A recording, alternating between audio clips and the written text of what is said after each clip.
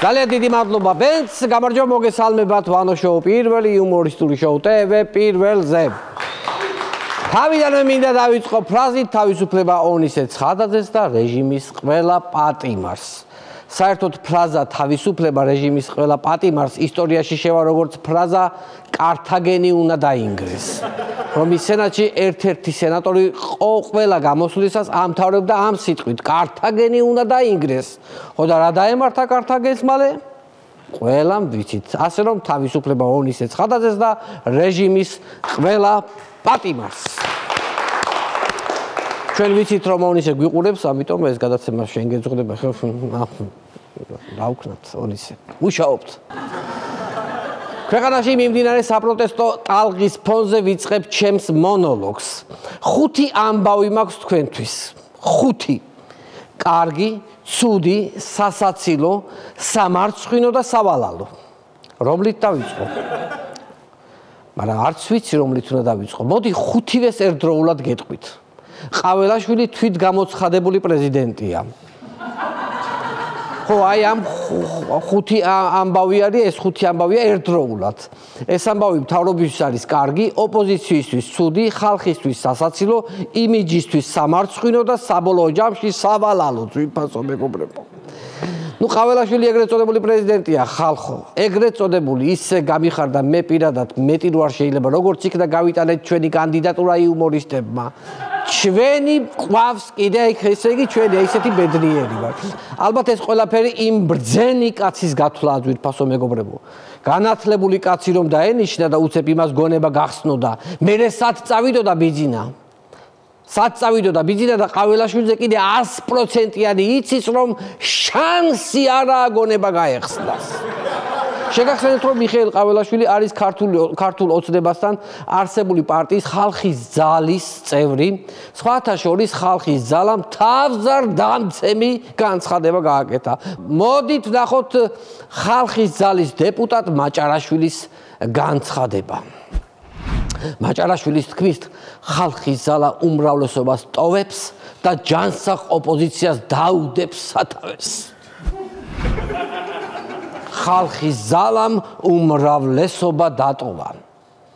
დატოვა და გადავიდა ოპოზიციაში ძვირფასო მეგობრებო. ამათ ეს დიდი უბედურება რა უნდა მოხდეს.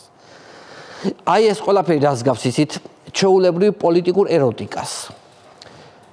მოდი ახლა ესე ვიყოთ. მოდი ახლა მე აქეთ გადავალ, შენ იქეთ იყავი. მოდი ახლა ისევ ერთად ვიყოთ, მოდი. ოღონდ შენ ცოტა იქეთ მხარეს იყავ, მე აქეთ ვიქნები. მოკლედ, ჩვენ ნუ დაგვანახებ და საკუთარ პარლამენტში რაც გინდათ ის გიკეთებიათ. საინტერესო თემაზე გადავდივარ, მეგობრებო, 14 დეკემბერს საღამოს 7 საათზე კახიკალაძემ დაანონსა ნაძვისხის ანთების ღონისძიება. თან ხაზი გაუსვა, რომ ეს კეთდება ჩვენი ბავშვებისთვისო. მართლაც საღამოს საპროტესტო აქციის პარალელურად ქართულმა ოცნებამ რუსთაველზე მოიყვანა ჩვენი ახალი თაობა, ჩვენი ბავშვები. მოდით ნახოთ ეს კადრები, როგორ მოდიან ბავშვები ნაძვისხის გახსნაზე. პირველ რიგში ეკუთვნის ჩვენს პატარებს, ბავშვებს, თუმცა რადიკალურმა ოპოზიციამ აქაც იკადრა უკადრებელი და ნაძვისხის წინ ბავშვების ადგილი დაიკავა. თლათ ესე თოთო ბავშვებსაც თუ მოიმიიყვანდით არ მეგონა. აშკარად ჯერ პატარები არიან, ამათმა რა უნდა გაიგონი იქ, რა უნდა გაეგოთ იქ. თან ამ ყინვაში არ გაცივდებოდნენ ის პატარა ბავშვები, როგორ აი მართლა რა იპა ჯერ აესმის იმ პატარას. ღმერთო რა სასოდაობა ამდენი ბავშვი გამოაბრუნეს უკან ამ უსამშობლოებმა. საწყალი ბავშვები ბოლო ხმაზე ტიროდნენ და იგინებოდნენ. აი უკან წამოსვლისას ისეთ დღეში იყვნენ ბავშვები. თქვენ მართლა არა ადამიანებო თქვენ.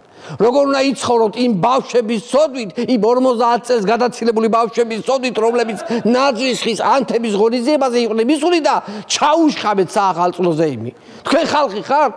შოკი მიიღეს ბავშვებმა ამ 50 წლის ზემოთ გადაცილებულმა ბავშვებმა. დღემდე სასმელში აღჭობენ და გალოთდნენ ბავშვები. ბავშვები გაალოთეს ამ ფარჩაკებმა.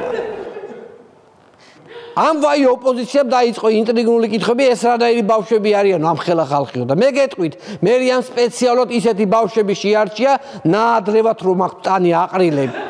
ანუ გარდატეხის ასახში რო არიან ბავშვები, ისეთები მოიყვანეს სპეციალურად. არა და საქსტაც რომ ვკითხო, ვერ მრავლდებითოერიო გადაშენების პირას ვართო. მაშინ საიდან ამდენი ბავშვი ნაძვის ხესთან? თან როგორი ბრგე, ჩამოყალიბებული, ახოვანი თაობა მოდის. ამათ შემყურე დავრწმუნდიო საქართველოს გადაშენება არ უწერია, რა ვიცი, ახლა მე ესეთი ბავშვები მე ამაყება ესეთი ახალი თაობა. მე მინდა გაჩვენოთ კადრი, როგორ იცავდა მთავრობა ნაძვის ხეს. ნახოთ ეს კადრი. 1000-ობით პოლიციელი იცავდა ნაძვის ხეს. ძვირფასო მეგობ, წარმოგიდგენთ, ამდენი პოლიციელი დგას და იცავს ნაძვის ხეს. ამდენი პოლიციელი რო ეგრეთ წოდებულ საზღვართან ჩაეყენებინათ, გაცილებით ნაკლებ სოფლებს დავკარგავდით. რა ვიცი, სრულიად არანორმალურ პერიოდში გვიწევს ცხოვრება. ნაძვის ხეს იცავს პოლიცია. მე ეგეთი არაფერი არც მსმენია საერთოდ. რა მდგომარეობაში არის კობახიძე, იმ მდგომარეობაშია მთელი სახელმწიფო სისტემები. ანუ ავად არიან. ავად. ამ საჯარო მოხელეებთან და ამდენ ძალოვანთან ერთად რუსთაველზე გამოჩნდნენ ქართული ოცნების დეპუტატები. გენო პეტრიაშვილი და ლაშა ტალახაძე. ნახოთ ლაშა ტალახაძის განცხადება. თქვენ ხართ ის ადამიანები, ვინც ბავშვებს ახალ წელს ართმევთ. ესე იგი, ჩვენ ბავშვებს ახალ წელს ვართმევთ და ესენი მომავალს. ამიტომ ლაშა ჯობია ქართული ოცნების იმ ცოდვების ტვირს დაეჭიდო, რომელშიც შენ ჩაქრთეს და ასწიო. გარწმუნებ, გაცილებით მძიმეა, რაც ოდესმე რომელიმე შტანგა აგიწევია. დედაქალაქში არ გაიმართა საახალწლო კონცერტი, მაგრამ სამაგიეროდ რეგიონებშია დახუნძურული საახალწლო პროგრამები. მოდით ნახოთ, ვინსად იმღერებს და რაც მთავარია ამ სიმღერაში ჩვენი, ანუ ბიუჯეტის ფულიდან ვინ რამდენს აიღებს, ვის რამდენს გადაუხდიან, მაშასე დავიწყოთ. ნუცა ბუძალაძეს ახალციხეში საახალწლო ღონისძიებაში მონაწილეობისთვის 18000 ლარს გადაუხდიან. მშვენიერია, არ ვჩერდებით შემდეგი. ცხეთის მუნიციპალიტეტი წინა საახალწლოდ მასტერისა და გუფი ლენდისთვის ჯამში 22802 ლარის გადახდას გეგმავს. არ ვჩერდებით ძვირფასო მეგობრებო, შემდეგი. საახალწლო კონცერტებში ღამის შოუ 100000 ლარს აიღებს. ხომ არ მოიწყინეთ? კიდევ ვაგრძელებთ. ფოცა და წყალტუბოში საახალწლო ღონისძიებაში მონაწილეობისთვის ჯგუფი მიქსტურა ბიუჯეტიდან ჯამში 28000 ლარს მიიღებს. აბა კიდე გაუძელით, ვაგრძელებთ. ნიკა ნიკვაშვილს ბიუჯეტიდან 53572 ლარს გადაუხდიან ქუთაისის საახალწლო კონცერტისთვის. ბოლო ორი არ მეცნო, საერთოდ ვერ გავიგე ვინები იყვნენ. ეს მიქსტურა და ნიკვაშვილი არ ვიცი. მაგრამ კარგია რომ არ ვიცი, გადარჩენილები ვართ. არავინ იცის ესენი ვინ არიან და ამდენ ფულს უხდიეთ და თქვენ წარმოიდგინეთ რომ ვიცოდეთ რამდენს გადაუხდიდნენ. ნუცა ბუზალაძე 18000 ლარიო, ხედავთ? ნუცა ბუზალაძე ორივე მხრიდან ძალადობას რომ ემიჯნებოდა, ეს თანხაშიც როგორ აისახა. მანამდე 25000 ლარს უხდიდნენ. როგორ დაუგდეს ფასი, ხედავ, კაპიკებში ატილავებენ. კაპიკებში 18000 ლარი, რა არის 18000 ლარი? მინდა გითხრათ, ეს ყველაფერი არ არის, რაშიც ასე იფლანგება ჩვენი ბიუჯეტის, ანუ ხალხის ფული. მხოლოდ ნაძვის ხე არ იყო ის, რაც წინა კვირაში ოცნებამ ვერ დადგა. იყო კიდევ ერთი რამ, რაც მთავრობამ ვერ დადგა. უпростоრად დადგა და იმავე დღეს აიღეს. ეს იყო ძეგლი რუსთავში. სახელწოდებით 64-ის კარიბჭე. მოდით ნახოთ როგორ გამოიყურება ქართული ოცნების აზრით 64-ის კარიბჭე.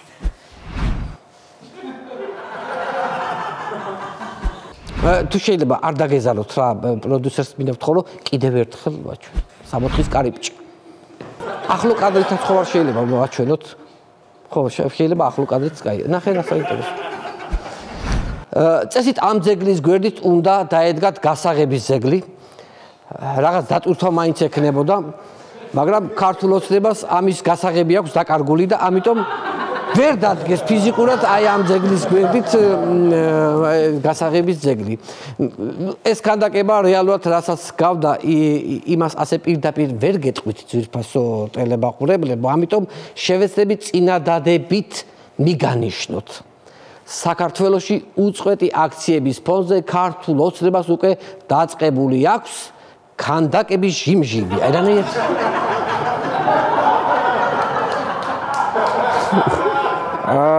რანაირად ალბათ მივახვედრე, ხო? სწორად გადავეცი, რაც მინდოდა, ისე თქმაც მინდოდა. ხო. ის ქანდაკების ჟიმჟიმი ძალიან საინტერესო. დაუბრუნდეთ საპროტესტო აქციებს. მომიტინგების დასაჯელად მთავრობამ ახალი კანონი მიიღეს. ძალიან მაგარი კანონი, პრევენციული კანონი. ესე იგი პოლიციამ დაკვირვებისას თუ ჩათვალა საჭიროებს, რომ მომავალში რამე დანაშაული ჩაიდენ, აი მაგის გამო შეუძლიათო დაგაკავონ. აი ასე შორი და გიყურებს. შეხედე. გიყურებს ეჭის თვალით, მერე გაიფიქროს, შეიძლება უნდა გაიფიქროს, ეს უეჭველი მომავალში რაღაც დანაშაული ჩაიდეს. ეს და გიჭერს ჩაულებრივად. მალე ალბათ ავტოჯარიმების წინასწარ მოგვივა, მაგალითად ღერძულა ხაზის გადაკვეთისთვის 50 ლარი. მართალია არ გადაგვიკეთოს, მაგრამ ოდესღაც ხო გადაკვეთავ. აი ხომ ცუდი კანონია, მაგრამ ეს კიდევ ყველაფერი არ არის. მალე შეიძლება დაგვაკავონ ფიქრის გამო. ეს რაღაცა ისე ფიქრობს. რაღაცა ჩაფიქრდა, რაზე ფიქრობს? დანაშაულზე ხო არ ფიქრობს, ხო აი. მალე შეიძლება დაგაკავონ დაბადებისთანავე, იმიტომ რომ ხო შეიძლება რომ გაიზდები, რამე დანაშაული ჩაიდინო, რა ვიცი. ყველაფერზე შეიძლება რომ დაგაკავონ. კი გვეცინება ეხლა ვიცინით ხარხარებთ, მაგრამ სატირალი უფროა. მთავრობა რომ ძიმე მდგომარეობაში ეს კარგად ჩანს სამთავრობო არხებიდანაც. მოდით ვნახოთ საზოგადოებრივ მაუწყებელზე, ანუ პირველ არხზე მიწვეული ექსპერტი, როგორ შიფრავს ოპოზიციურ არხებს. ნახოთ. ეხლა ნახეთ, მთავარი არხი. რას ნიშნავს მთავარი არხი? უკვე სახელწოდებაში დევს, რომ ესე იგი მე ვარ მთავარი და სხვა არაფერი. მე ნახეთ ფორმულა. ჩვენ ხო სწავლობთ სკოლაში ფორმულებს, რომელთაც ვიყვანებთ ყველა განტოლებას. უკვე სათაუშიზე ძალიან ბევრი რამე. მე პირველი არხი ხო სიტყვაზე. ეს ჩემ ბავშვობიდან მოს პირველი არხი, მეორე არხი და უცბად TV პირველი. ანუ აქაც არის რაღაცა დომინირების, თქო ვთქვათ, დომინანტის როლის მიღების ასოთა. ეს ყველაფერი მოქმედებს ემოციურად. წარმოგიდგენიათ ხალხო, აი როგორ ჩამოაყალიბა ქალბატონმა რაში მდგომარეობს ამ ტელევიზიების სახელები. რაში რამ ხელა ფსიქოლოგიური გავლენა აქვს, წარმოგიდგენიათ? მთავარი არხის ახსნა უკეთესადაც შეიძლებოდა. ანუ მთავარ, ანუ ვარ ხო ფეხბურთში გადამოწმებას ნიშნავს. ხო? და აქაც ეგაა, ვარ, ანუ მუდმივად საჭიროებს ინფორმაციის გადამოწმებას. მთავარ. TV პირველი, აი სპეციალ TV პირველი სპეციალურად ქვია პირველი, ანუ პირნათელი ველი. ამ ველზე პირნათელი ვარ. ეს ამას გვეუბნება ტელევიზია. პირნათელი ვარ ყველასთანო. ფორმულა, ეხლა რომ დაფიქრდი, ფორმულა რას ნიშნავს? ფორმიანი მულა. ეს მულა არ ვიცი რას ნიშნავს, სავარაუდოდ მასონური სიტყვა უნდა იყოს რაღაცა. ესეთი ვარაუდი მაქვს მე ასე მგონია. მე მაგალითად გავშიფრავ სამთავრობო არხებს. იმედი, ხო? რას ნიშნავს იმედი? იმედიანად. როგორ დადებითი სიტყვა ხვდები, თავიდანვე იმედიანად. რუსთავი 2. რუსთავი 1 კი არა, ისეთი კარგია რომ 2 უნდა იყოს. ხვდებით 2. პოზიტივი, ანუ პოზიტივი, ანუ პოზიტივი. რამხელა პოზიტივის ბურთია მისი დირექტორი, ხო წარმოიდგინეთ, აი რამხელა პოზიტივის ბურთია მისი დირექტორი, ხო? პოზიტივის გროვა. აი პოზიტივის ბოჭკარო, აი ესეთი პოზიტიური არის თვითონ ეს არხი, იმდენად პოზიტივის ბოჭკა არის. ძალიან კარგად ჩამოაყალიბე. მინდა შემოგთავაზოთ ერთი საოცარი ვიდეო, რომელიც მონოლოგის ბოლოს შემოვინახეთ ძვირფასო მეგობრებო, ჩემი ფავორიტი ვიდეოა. დამთხოვების გჯერათ? და მაშინ ეს ვიდეო აუცილებლად უნდა ნახოთ, ძალიან საყვარლობაა, ნახოთ. ვიყიდე ერთ-ერთი რაღაცა ბოტასი, რომელსაც ეწერა ენი და რაღაც სიმბოლური იყო, ანუ ნინოსთან ენი და რაც თავი არ ქონდათ სხვა ზომა, ქონდათ მხოლოდ 41. და ეს შემთხვევით აღმოაჩინეთ მე, რომ 41 რაღაც ჩემი, ასე ვთქვათ, პარტიის ნომერიც იყო და რაღაცა ისეთი იყო სიმბოლური, მოკლედ ამას ძალიან ტკბილი მოგონებები უკავშირდება 51 ბოტასი ჩემოვიარე მთელი ლანჩხუთი და ჩაფეთქები. ნინ, რა ორიგინალურია და როგორი მისტიკურია. ნინ, ეკი არა ზორო ხმლით ხატავს ნიშანს ესე, ხო? ეგ ზეტი კი არ არის. ეგ რომ ამოაბრუნო არის ენი, ანუ ასო ენი, ანუ ზორო ამბობს რომ მე მხარს უჭერ ნინოსო. გაიგე, ნინ, აი ესეთ გავშიფრე. რა უცნაურია, აშკარად რაღაცა ნიშანია ზემოდან. ეგ კი არა მამუკა მდინარაძემ შოკოლადი იყიდა და არ დაიჯერებთ. რა ეწერა გარედან? ემი და ემი, ხალხო, ემი და ემი. ანუ მამუკა მდინარაძე, ხვდები ემემდემსი, მა და ემი და ემი, მამუკა მდინარაძე. და რო გახსნა ეს ემემდემსი, 41 წალი ფერადი ბურთულა გადმოვარდა შეფუთვიდან. ხვდები ნინ? რაღაც არსება, მთელი საარჩევნო კამპანია ღვანკითში ასე ჩაატარა მამუკა ემემდემსით ხელში. ძალიან მაგარი იყო, ძალიან, რა ვიცი. აუ ნინ დღეს რატომ არ გაცვია ენის ბოტასები? რომელზე მეუბნები? ახალი დაბალანსებული ბოტასები? ახალი დაბალანსებული რას ნიშნავს? ანუ თავიდან რომ მეგონა რომ სპეციალურად ჩემთვის გამოუშვეს და ენი ეწერა, ენი, ანუ ნინო, ხვდები? თურმე მე კარგად წავიკითხე და New Balance აწერია. თურმე და ინგლისური ვინც არის ის New Balance ნიშნავს ახალ დაბალანსებულს. და რატომ არ ჩაიცვი დღეს?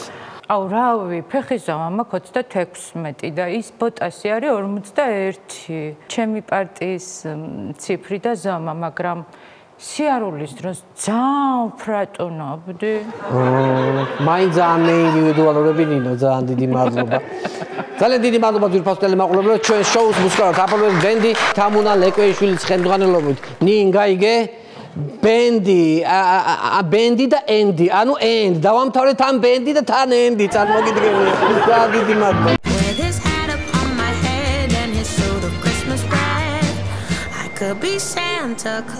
გადაცემის პარტნიორია Coca-Cola.